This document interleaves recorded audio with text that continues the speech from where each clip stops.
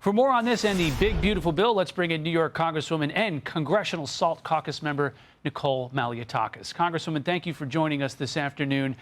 Were you surprised at all at what happened in the Democratic primary for mayor? Quite frankly, not really, because the Democratic Party in New York has gone so far to the left, much further to the left than the national Democrats have, and they're pretty bad as it is.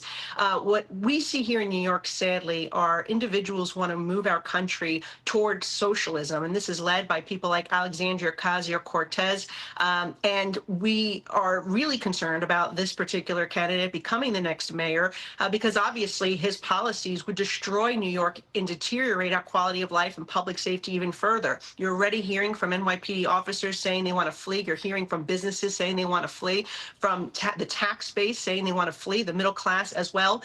And so we need someone who's actually going to address the true issues of public safety and affordability in New York. It's not this guy. He would actually make those problems much, much worse. What do you think the best way politically going forward would be for those who oppose Mamdani to run this race? Is it Governor Cuomo dropping out, backing Mayor Adams? How does that happen? I think it is really important that Republicans, independents, and common sense Democrats coalesce and unite behind one particular candidate. Right now, looking at this field, it would kind of make sense that that would be the Republican nominee, simply because you have three Democrats in there that would be splitting the vote. Curtis Sliwa is somebody who has decades of experience serving our city from his heart, not as an elected office. He worked with the homeless. He worked with the transit system. He founded the Guardian Angels to reinstate public safety on our streets and protect fellow New Yorkers. He's had a lot of work helping mentally ill. So he does have experience. I question whether he can garner the resources to get his message out. So look, we need to obviously look at polling and see what is our best path forward. The bottom line is, I think there are enough New Yorkers. I have faith that there are enough New Yorkers who understand how dangerous electing someone with socialist, communist ideology would be for this city, and somebody who has clearly said he does not support the police. He will stand in the way of ICE doing their job, deporting criminals, that he does not support and wants to destroy capitalism.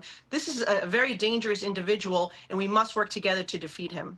You know, one of the important political items, at least here in Washington, for Republicans from the New York area, from other high tax jurisdictions, is this whole SALT deduction. And basically, it just allows you to deduct a larger percentage of what you are sending to your local government from your federal taxes. You got about a $40,000 deduction.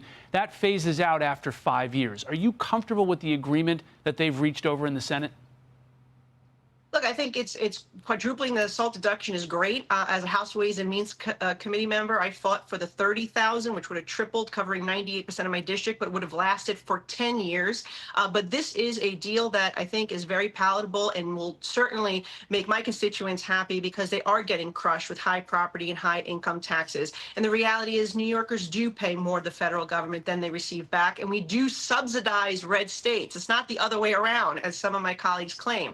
So look, everyone is going to be unhappy or somewhat happy with this legislation, and maybe very happy with certain provisions, as I am, particularly on the tax provisions that we worked for that will deliver real relief for the working families, the middle class, as well as our senior citizens. This is huge. We need to support President Trump's agenda, get this across the finish line, and understand that none of us are going to get everything that we want in this bill, but together we can finalize this product with some amendments, hopefully in the Senate, that could ease some of the Medicaid provisions, and we can deliver this for the American people. It will be great for our economy. It is pro-growth, pro-jobs, pro-family policy, allows Americans to keep more of their hard-earned money, and for once, we're seeing government focus on the middle class, our seniors who are struggling on Social Security, of waiters and waitresses, the real working class of this country. So I think it's a good product, and we should do our best to get it across the finish line this week, assuming the Senate does its job today and everything is as we anticipate it will be when it gets out of that chamber. If the Senate does that, you've already had a number of Republicans who have criticized the total cost on this, some of the Medicaid cuts.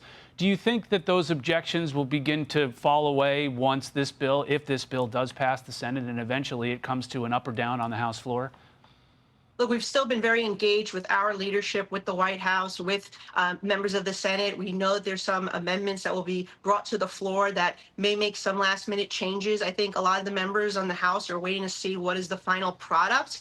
Most of the things that we all voted for here are in that bill. There have been some changes, and we'd like to just, obviously see that final product before we make a determination. But look, we've worked so diligently over the last 2 years to get this to the point where it is. And I thought when it came out of the House, it was a very well-balanced tax policy. The Medicaid provisions truly focused on waste, fraud, and abuse, and we are protecting Medicaid for our most vulnerable, our seniors, our individuals with disabilities, our children with developmental disabilities.